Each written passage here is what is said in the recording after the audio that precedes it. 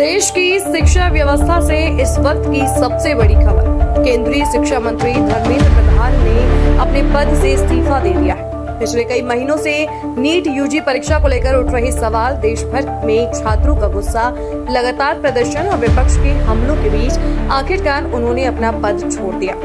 लेकिन इस्तीफे से भी ज्यादा चर्चा उनकी इस चिट्ठी की हो रही है, जिसमें उन्होंने कहा कि यह कभी मेरी व्यक्तिगत प्रतिष्ठा का सवाल नहीं था, आखिर क्यों देना पड़ा इस्तीफा। चिट्ठी में उन्होंने क्या क्या स्वीकार किया, सरकार ने अब तक क्या कदम उठाए और अब देश की शिक्षा व्यवस्था पर इसका क्या असर पड़ेगा, आइए जानते हैं पूरी रिपोर्ट में।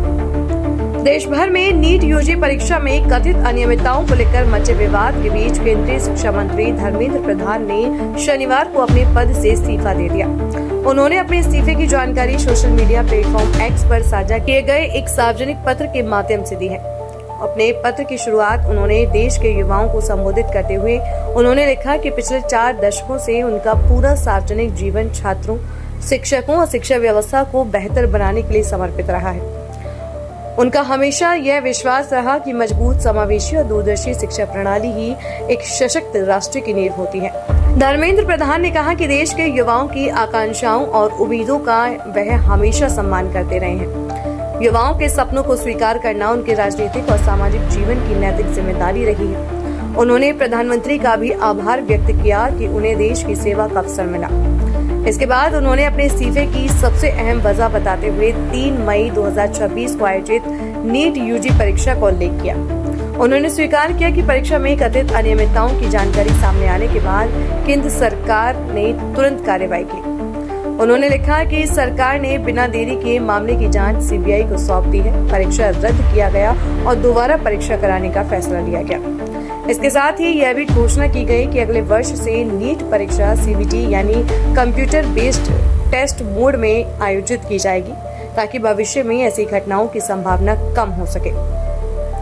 उन्होंने कहा कि इस पूरे संकट के दौरान सरकार की सबसे बड़ी प्राथमिकता 20 लाख से अधिक छात्रों का भविष्य सुरक्षित रखना था। केंद्र सरकार, राज्य सरकारों और जिला प्रशासन के संयुक्त प्रयासों से दोबारा परीक्षा सफलतापूर्वक आयोजित कराई गई और लाखों छात्रों ने इसमें हिस्सा लिया। अपने पत्र में धर्मेंद्र प्रधान ने यह भी लिखा कि उन्होंने पहले दिन से ही इस पूरे मामले की जिम्मेदारी ली और कभी भी अपनी जिम्मेदारी से पीछे नहीं हटे। उनका उद्देश्य केवल इतना था कि किसी भी मेधावी छात्र का भविष्य तथाकथित एग्जाम माफिया की वजह से बर्बाद ना हो और किसी भी छात्र के साथ अन्याय ना हो। उन्होंने कहा कि सार्वजनिक जीवन में पद से अधिक महत्वपूर्ण विश्वास और जवाबदेही होती है। इसी भावना के साथ उन्होंने अपने पद से इस्तीफा देने का निर्णय लिया।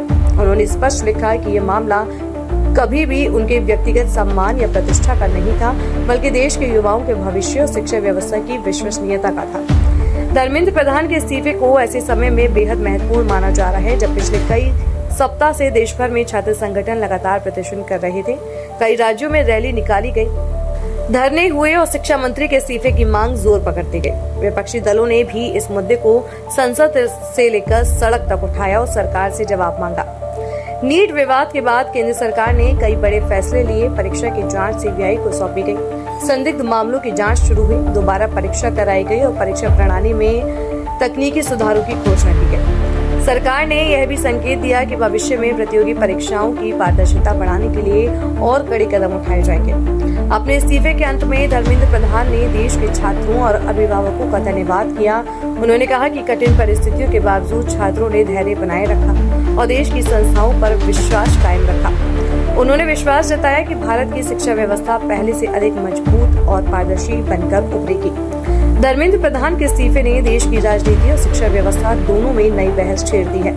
नीट विवाद की जांच किस दिशा में आगे बढ़ती है और शिक्षा व्यवस्था में पारदर्शिता लाने के लिए कौन-कौन से नए कदम उठाए जाते हैं। फिलहाल इतना तय है कि इस इस्तीफे ने भारतीय शिक्षा व्यवस्था के इतिहास में एक नया अध्याय जोड़ दिया है।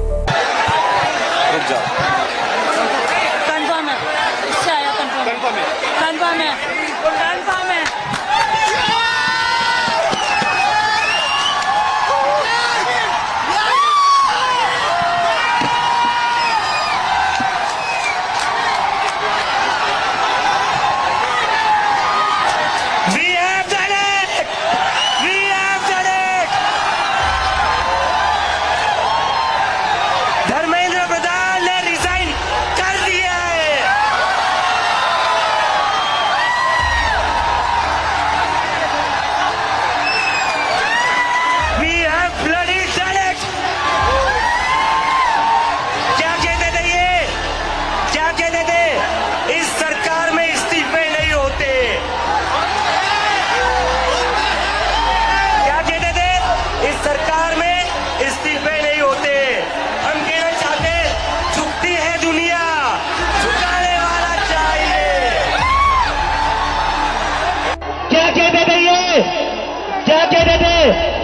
सरकार में इस्तीफे नहीं होते। क्या कहते थे? इस सरकार में इस्तीफे नहीं होते। हम कहना चाहते, झुकती है दुनिया, झुकाने वाला चाहिए।